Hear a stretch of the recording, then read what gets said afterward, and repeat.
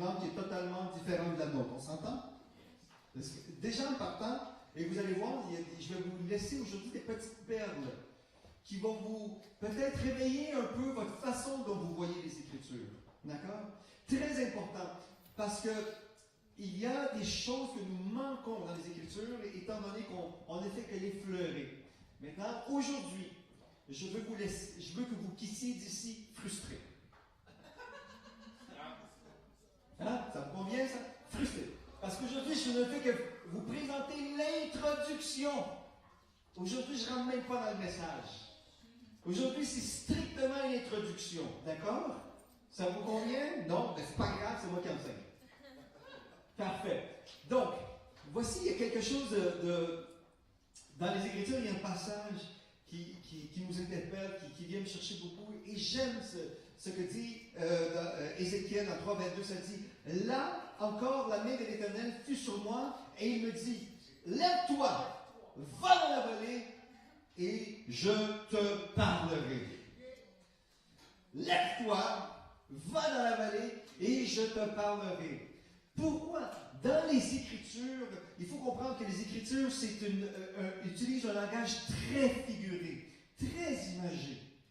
Donc, il y a non seulement un message direct Dieu communique au prophète, mais en plus derrière ça, il utilise un environnement qui, par ses symboles, communique un message. Le symbolisme des Écritures n'est pas là au hasard. Les paroles utilisées dans la Bible ne sont pas là simplement pour décorer le texte ou le romantiser. Moi, j'ai pu lire certains livres de théologie, et justement, alors que je préparais mon message, je consulte toujours mes livres, et j'étais en train de regarder ça, comment c'est pénible, de comment ils veulent dépouiller la Bible de sa richesse, des détails, des éléments de la parole, des mots, des lieux, des noms utilisés. Il ne effleure même pas, je vous dis. Et un des livres que j'ai consulté avait pas loin de 1000 pages. Justement, pour consulter concernant ce passage-là, 1000 pages et dépouillé de sa vie même. Mais aujourd'hui, je veux qu'on puisse rentrer justement, à aller voir pourquoi la Bible utilise certaines paroles, et notamment, on va se concentrer sur le mot la vallée. La vallée. La vallée. Dans la vallée, il y avait, on peut isoler le mot vallée dans les Écritures, et dans tous les passages des Écritures, vous allez voir vallée, il y a des événements qui prennent place. D'accord? Il y a des événements qui prennent place dans les vallées. Comme on a vu dans Ézéchiel, Dieu a parlé au prophète de se présenter dans une vallée, et là, il était pour parler au prophète. Donc, il y a des événements qui prennent place dans la vallée parce que Dieu veut isoler une personne ou un groupe, et dans la vallée, il a un rendez-vous pour chacun de nous. Tourne-toi vers ton voisin et dis, Dieu a un rendez-vous avec toi dans la vallée. Dieu a un rendez-vous avec toi dans la vallée. Et ça dit, la vallée, ça pointe vers une période de transition. Pourquoi je dis c'est une période de transition? Le mot transition, par soi-même, définit qu'il y a un début et il y a une fin. Pas vrai? Le mot transition, dénote même, de par sa définition, par le contexte, annonce un début et une fin. Le mot transition est très important parce que dans la vallée, on peut passer des vallées dans nos vies, des moments difficiles. Et laissez-moi vous dire que les vallées que nous vivons dans notre vie ont un début, mais Dieu merci, ils ont une. Alléluia. C'est bon, non? C'est bon. Hein? Avouez que j'aime le fait qu'on va vivre des moments difficiles, mais ces moments difficiles ne sont pas éternels. Amen. Donc, ça pointe la période de la vallée dans les Écritures, quand Dieu veut utiliser l'expression de vallée, ça parle aussi d'une période de transformation. Dans la vallée, tu as une rencontre intime avec Dieu. Et dans cette vallée, Dieu veut transformer quelque chose dans ta vie. Dans la vallée, Dieu veut transformer quelque chose dans ta vie. Que ce soit ta façon de penser, que ce soit ta façon d'agir, que ce soit ta façon de parler, de le voir. Mais Dieu veut opérer une transformation dans nos vies lorsqu'il nous introduit dans la vallée. En passant, Dieu ne nous appelle pas dans une vallée parce qu'il a le goût de prendre un café. Parce qu'il n'a rien à faire, il s'ennuie dans le ciel, il dit, écoute, je vais aller voir qu'est-ce qu'il fait, Henri. Je vais aller voir qu'est-ce que fait Tony. Tony, on va prendre un café dans la vallée. Vous savez, moi, ça me dérange. Ce monde que Dieu leur parle à chaque 5 minutes. Non, je sais que vous n'en connaissez pas de ceux-là, mais moi j'en connais quelques-uns. Pas vrai, je sais que vous n'en connaissez pas. Mais moi je connais quelques personnes que Dieu leur parle à chaque 5 minutes. Dieu m'a parlé. Puis là, ils disent toutes sortes de choses. Puis là, je les écoute là, 2-3 jours plus tard, Dieu leur dit le contraire. Non? Non, ça n'existe pas ici. Ça, je sais, ici, il n'y en a pas. Mais je sais qu'il y a d'autres assemblées où j'ai été il n'y a pas longtemps. Il y a ce monde que Dieu leur parle, et tout d'un coup, 2-3 jours plus tard, Dieu a changé d'avis. Et ça, c'est spécial. Moi, je ne comprends pas oser. En tout cas, ça, c'est un autre message. Mais j'ai fini ma série. Je vais justement vous parler de comment on peut utiliser d'une mauvaise façon Dieu m'a parlé. Ça, là, moi, je crois que Dieu nous parle. Amen. Mais de là à changer d'avis à chaque 2-3 jours, hein, on se calme les pompons. D'accord? Donc, c'est aussi une période de communication. Pourquoi c'est une période de communication? C'est oh Dieu, où Dieu veut nous parler, à moi. Il veut m'isoler dans un endroit et il veut me parler. Il veut me toucher. Il veut me dire, il veut me communiquer quelque chose. Parce que tout, écoutez, je vais vous lancer une petite perle ici, tout ce que Dieu fait a un objectif. D'accord? Donc, si Dieu t'a parlé et ça n'a pas d'objectif, écoute, Dieu t'a pas parlé. Ok, je recommence. Parce que je pense qu'il y en a qui l'ont perdu celle-là. Si Dieu t'a parlé, et cette expression ou cette conversation que tu as dans ton esprit n'a aucune raison d'être et n'a aucun objectif, Dieu t'a pas parlé.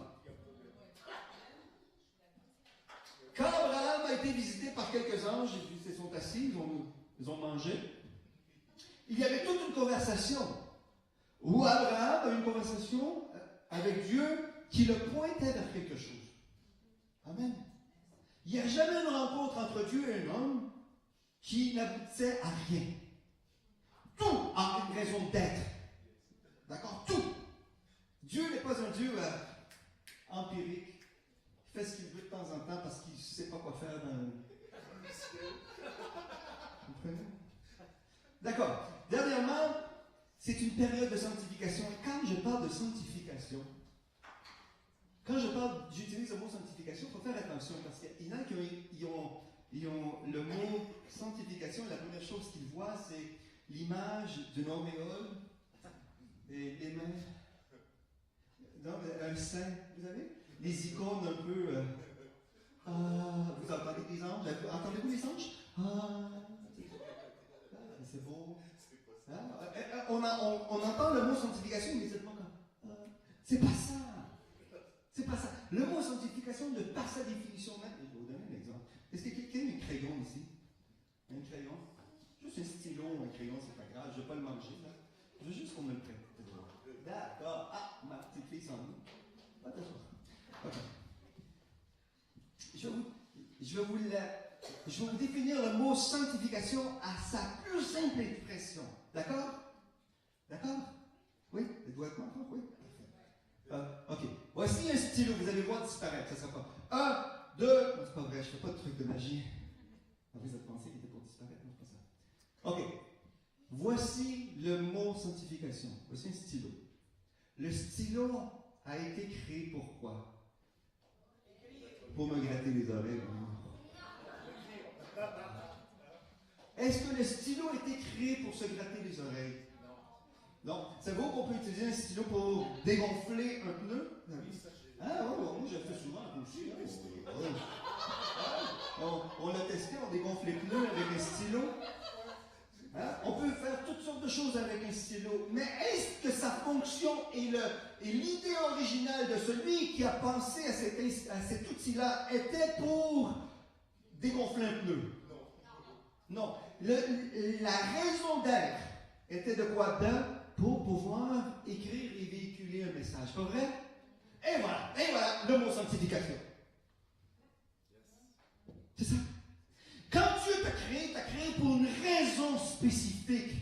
Il a une mission pour toi sur la terre et il a une raison pour laquelle il t'a mis aujourd'hui, ici, en 2014. Et c'est pas un hasard, c'est parce qu'il t'a mis à part, il t'a sanctifié, il t'a créé pour opérer dans cette saison-là. Non? Oui. Le mot, et c'est ça, donc, quand tu sais pour la raison pour laquelle tu es ici, non seulement au milieu, ici, dans la zone 180, mais aussi dans cette société, dans cette étape de l'histoire, quand tu sais, tu as été sanctifié. Donc, tout ce que tu vas faire est en fonction d'écrire, toi, la page de l'histoire de la chrétienté avec ton expérience. Vous me suivez? Donc, c'est ça la mission. Donc, quand Dieu t'isole dans une vallée, c'est parce qu'il veut que tu découvres la raison pour laquelle tu es ici. Amen. N'oubliez pas, je suis juste dans l'introduction. Donc, les vallées, quelle signification ont les vallées dans les Écritures? Dans les Écritures, vous allez voir que la vallée a plusieurs significations. C'était un lieu très profond. Hein? Un lieu profond, et c'est le point le plus bas entre deux montagnes, entre deux collines, quelque chose. Donc, ça se trouve, c'est une profondeur, c'est un creux, et c'est un lieu aussi où c'était idéal pour la guerre. C'est pour ça que plusieurs villes étaient fondées dans les montagnes, parce que c'était plus facile pour une ville de se défendre quand l'ennemi, tu le voyais venir dans la vallée. Donc, c'est un lieu très stratégique pour la guerre. On va aller encore plus loin. Il y a une vallée qui va ressortir dans l'histoire de l'humanité qui s'en vient. Et la guerre de l'Armageddon va se livrer dans une vallée.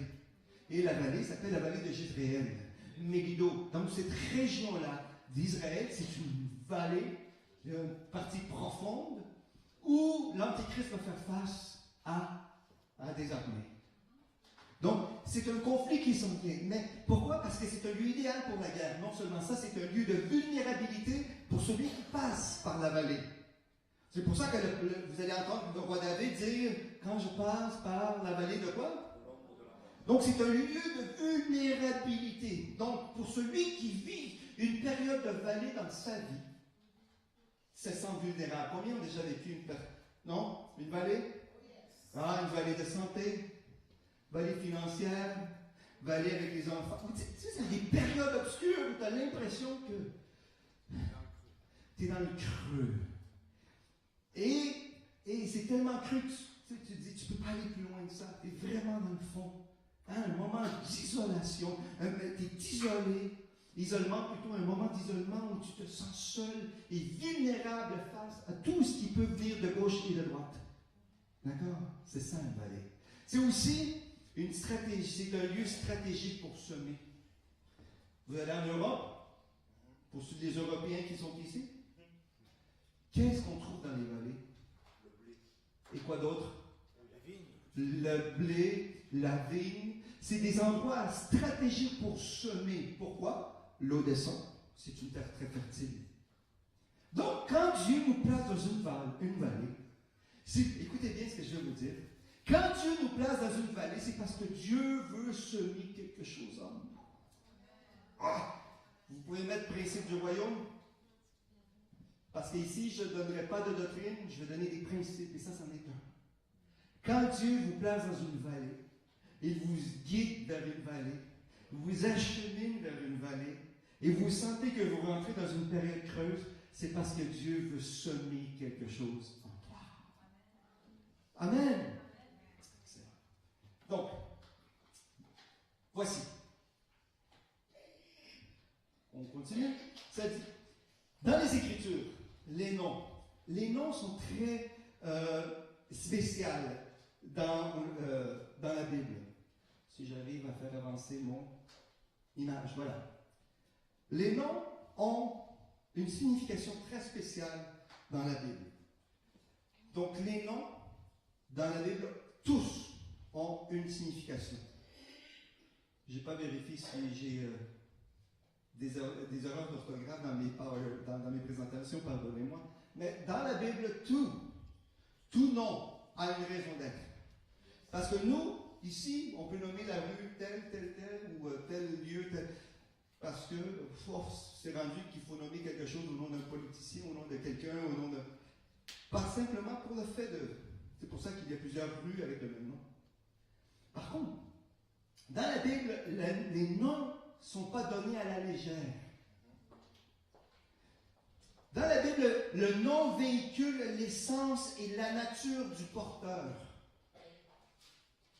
Le nom véhicule l'essence et la nature du porteur. Donc, par le nom même, on savait de qui on parlait. Ça décrivait quelqu'un. Que veut dire Jacob, pour ceux qui savent, Jacob? Usurpateur. Et toute l'histoire de Jacob, c'était quoi? C'était des manigances. C'était des manigances. Toute l'histoire de Jacob, c'était des manigances. Il portait son nom jusqu'à ce que Dieu change son nom et l'histoire de Jacob a suivi à Israël. Israël a eu une autre histoire. N'est-ce pas? Donc les noms ont une signification. Il n'y a aucun hasard dans les Écritures. Il n'y a aucun hasard dans les Écritures. La Bible dit que toute parole fut inspirée par l'Esprit Saint. Donc l'Esprit Saint ne va pas soulever ou faire, ou on va mentionner des écritures, des noms dans les Écritures parce que, ça me tentait. Non, il y a une raison d'être. En plus, le nom d'une personne est associé avec son destin. Ça, cette pensée-là, je l'ai lue dans le Talmud. Dans le Talmud, ça dit que le nom d'une personne définit sa destinée. Donc, c'est pour ça que les Juifs accordent une importance au nom qu'ils donnent à leurs enfants. Et moi, je l'ai vécu de façon spéciale avec mes enfants parce que, voyez-vous, quand mon garçon est né, on a dit il s'appellera Isaac. Mais on ne savait pourquoi on voulait l'appeler Isaac. Mais Isaac veut dire sourire. Ici, il y en a un qui rigole dans la maison, qui n'arrête pas de rire pour rien. Des fois, il est seul dans sa chambre et tu l'entends rire. C'est mon gars. Et chacun, quand notre nom, même mon nom, quand j'ai découvert la signification de mon nom, c'était intéressant. C'est-à-dire homme de guerre ou puissant en bataille. C'est ça que mon nom veut dire dans son évangile. Mais chacun a quelque chose, son nom veut dire quelque chose. Dans les Écritures, ça accorde une grande importance. Et dernièrement, chaque lettre, écoutez bien ceci qui différencie l'hébreu de notre langue. Et ça, c'est à vous rappeler de ceci. Il y a l'hébreu par rapport au français, aux langues latines, espagnol, anglais, français, anglo-saxon, peu importe, il y a une particularité de l'hébreu.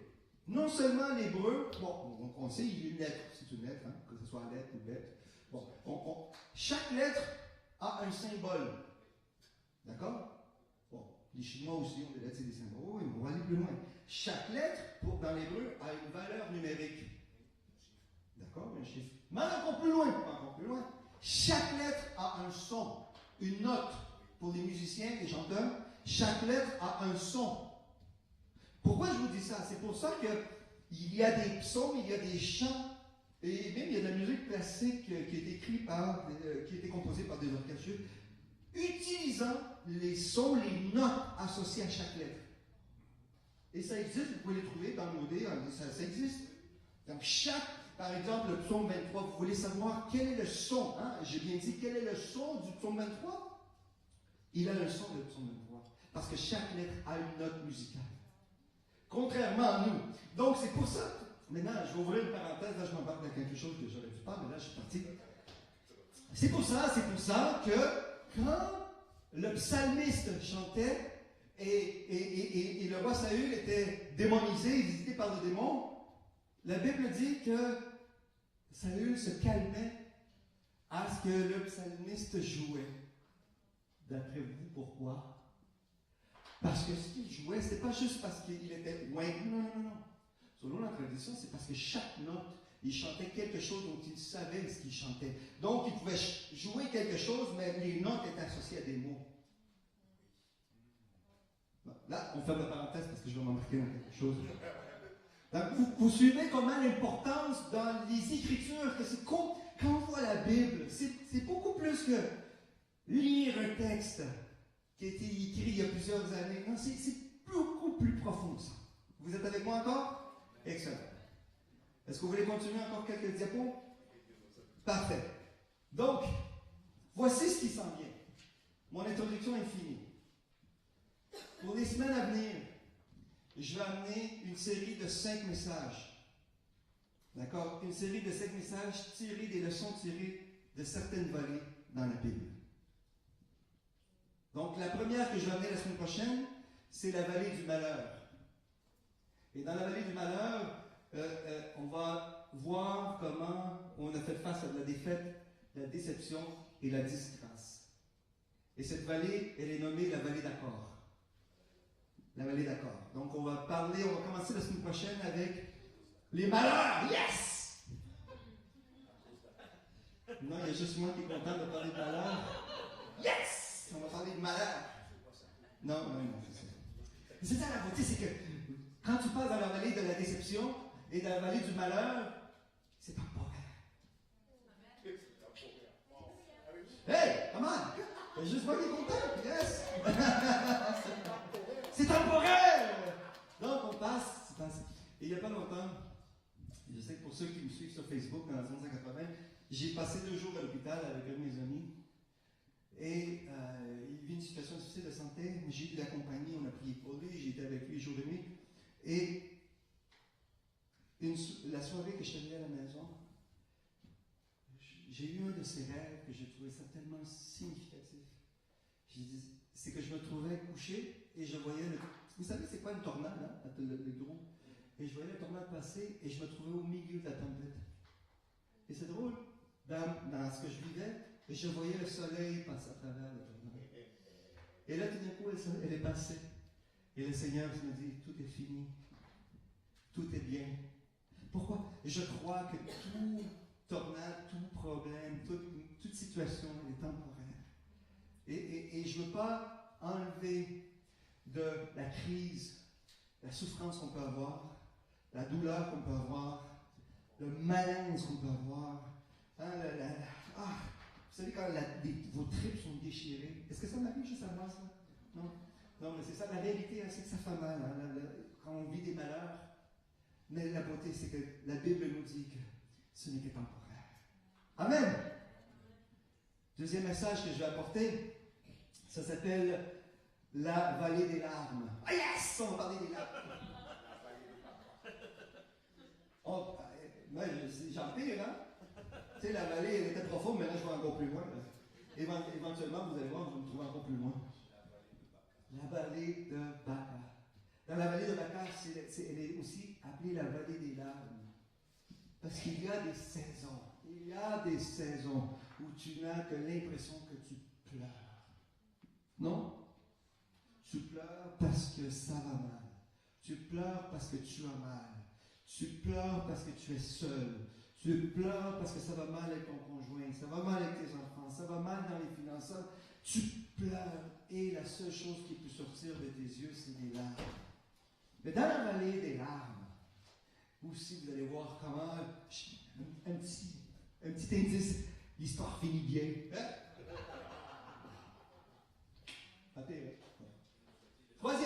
Troisième message. Je veux on va parler aussi de la vallée des géants. La vallée des géants, il y a une vallée qui s'appelle la vallée de Réphaïm. Et ça, c'est se positionner pour une promotion. Dans la vallée des géants, tu te positionnes pour une promotion. Donc, si vous voulez savoir qu'est-ce qu'on vit dans la vallée des géants, vous allez voir que ce n'est pas agréable, mais la récompense est grande. Amen! Parce qu'il faut faire face à tout ça de peur dans la vallée des géants. Parce que moi, me rencontrer une petite de ce grandeur-là, là, la première chose que je fais, vous, c'est quoi? Moi, je ne sais pas, je parle de l'autre côté, moi. Pourtant, il a mon gabarit, lui. Donc, dans la vallée des géants, on se positionne pour une promotion. Amen. Et le quatrième enseignement que je vais amener, c'est un enseignement sur la vallée. Si elle avance, c'est peut-être moi qui ai mal fait ça. La vallée de l'abondance. Il y a une vallée qui s'appelle la vallée de École. Et cette vallée parle, c'est un lieu d'abondance. Et il y a des saisons dans lesquelles nous allons passer des moments d'abondance. Combien? Ça, c'est des saisons qu'on aime, hein? Yes! Amen. Oui, non? Mais savez-vous quoi, la vallée de l'abondance? Il y a quelque chose d'intéressant parce que nous allons apprendre comme quoi chacun a sa saison d'abondance. Et quand tu vois qu'il y en a un qui a été béni, au lieu d'être frustré, d'être jaloux, tu n'as qu'à dire la mienne s'en vient. Non? Quand tu vois quelqu'un est béni, peu importe la bénédiction, parce qu'on a toute une définition de bénédiction, hein, selon ce qu'on a besoin dans notre cœur et dans nos vies, et tu dis, ah, sa bénédiction est là. Ça veut dire que la mienne s'en vient, la mienne s'en vient. Amen. Est-ce qu'on peut acclamer le Seigneur quand même? Soyez pas gênés. Et on va voir une vallée qui est particulière, et c'est la vallée du conflit spirituel. Parce que je crois que nous vivons dans une dimension physique, mais il y a un monde parallèle au nôtre, qui est un monde spirituel. Et dans ce monde spirituel, il y a une guerre qui est livrée pour notre âme. Il y a une guerre qui est livrée pour nous amener à la défaite, pour nous isoler, nous séparer de Dieu. Il y a un conflit spirituel. Et souvent, on ne réalise pas que ce qui nous entoure, c'est qu'on traverse une vallée pour nous, justement, pour lutter, hein, pour nous séparer de Dieu. Et vous allez voir que dans la vallée de Ben Hinnom, vous allez voir comment une guerre spirituelle s'est livrée. Et je veux juste mentionner je ne veux pas parler de la vallée de Ben Hinnom, mais vous savez, il y a un endroit où le prophète, ça a été dans le mont Carmel, et la Bible dit que lorsque les prophètes se sont présentés, il y avait 400 prophètes de Baal, et il y avait le prophète qui était là, moi je pense en espagnol, là, vous allez me corriger, c'est Élie en français?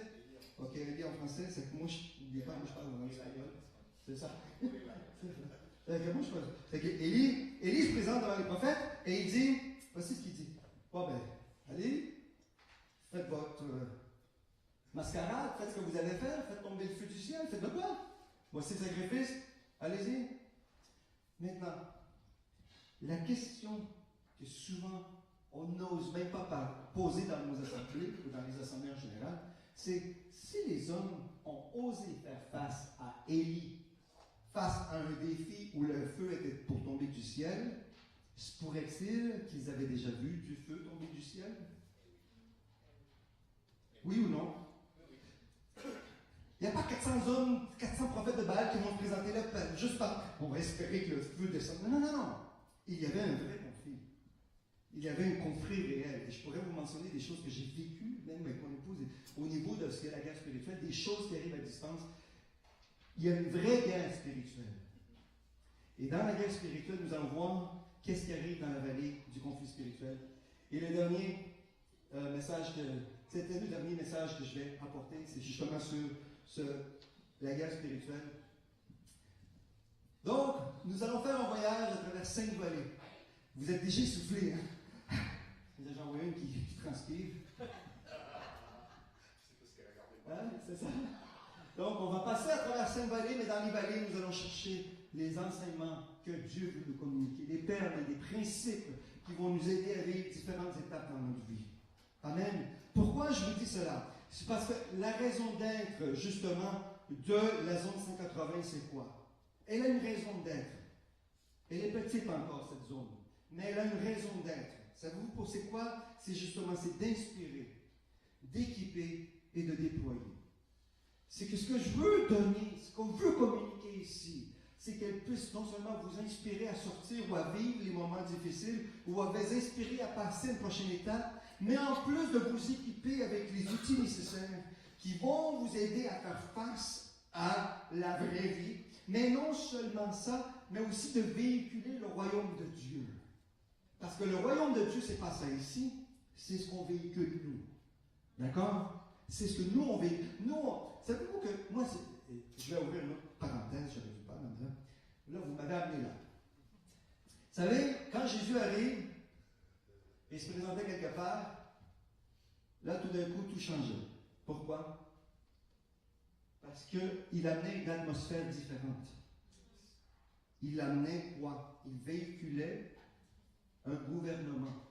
Il ne véhiculait pas des valeurs religieuses, il ne véhiculait pas quoi que ce soit, une culture, il véhiculait un système de loi et un gouvernement qui était représentatif de son père. C'est que lui, il amenait une atmosphère différente partout où il se présentait. De la même façon, quand un vent souffle dans une région, et quand un vent souffle, la température change, l'odeur change, le vent souffle. D'accord? Et c'est ça. Je veux qu'on puisse, nous, être ces catalyseurs, ces véhicules de la gloire de Dieu. Amen. Et dernièrement, justement, pour déployer, c'est allez! Dans cette série aussi, je vais enseigner c'est quoi le cycle de faire un disciple. Le cycle de faire un disciple, c'est que le disciple fasse un autre disciple. Si le disciple ne fait pas de disciple, on ne fait pas de disciple. J'ai bien dit ça, hein? Ouais. Si le disciple ne fait pas de disciple, on ne fait pas de disciple. Parce que l'objectif de faire des disciples, c'est une multiplication. Amen. Et c'est plus qu'une multiplication numérique. C'est une multiplication de ce qu'on est, ce qu'on a à l'intérieur. Donc tu ne peux pas donner ce que tu n'as pas à l'intérieur. Tu ne peux pas donner ce que tu n'as pas à l'intérieur. Donc quand on fait des disciples, et ton disciple que tu as amené ou que tu côtoies, il te regarde lever les mains. Lui va te regarder. Et lui va dire pourquoi il lève les mains. Parce que c'est à nous à enseigner. Hein? Pourquoi tu donnes? Ah, pour enseigner. Pourquoi tu pries de cette façon-là? Ah, mais j'enseigne. Je fais des disciples. Je veux me multiplier. Amen? Et c'est ça, la zone 180. Nous voulons être capables d'inspirer, d'équiper et de déployer. Donc, à travers les 5 leçons que je vais amener, il y a sûrement une leçon qui va vous toucher. Amen! Est-ce qu'on peut se lever? On va prier. Bon, le voyage ne m'a pas coûté trop cher aujourd'hui, il n'y a pas un café. Donc, si vous connaissez quelqu'un qui vit une situation particulière, justement, la semaine prochaine, on va commencer la série des vallées. Et si vous connaissez quelqu'un, ou si vous avez besoin de cet enseignement-là, venez, amenez votre crayon, il va y avoir de l'enseignement, on va vous inspirer afin qu'on puisse faire face ensemble à ces difficultés de la vie. Amen! Est-ce qu'on peut prier et on va remercier Dieu pour ce matin? Qu'est-ce que vous en pensez? Amen. Éternel, nous voulons te remercier. Avant tout, nous te remercions pour le privilège d'être dans une nation où nous pouvons, Seigneur, exercer ce droit de liberté de religion. Seigneur, c'est un grand privilège que nous prenons pour acquis aujourd'hui. Nous voulons te louer, te glorifier, te remercier pour ce privilège.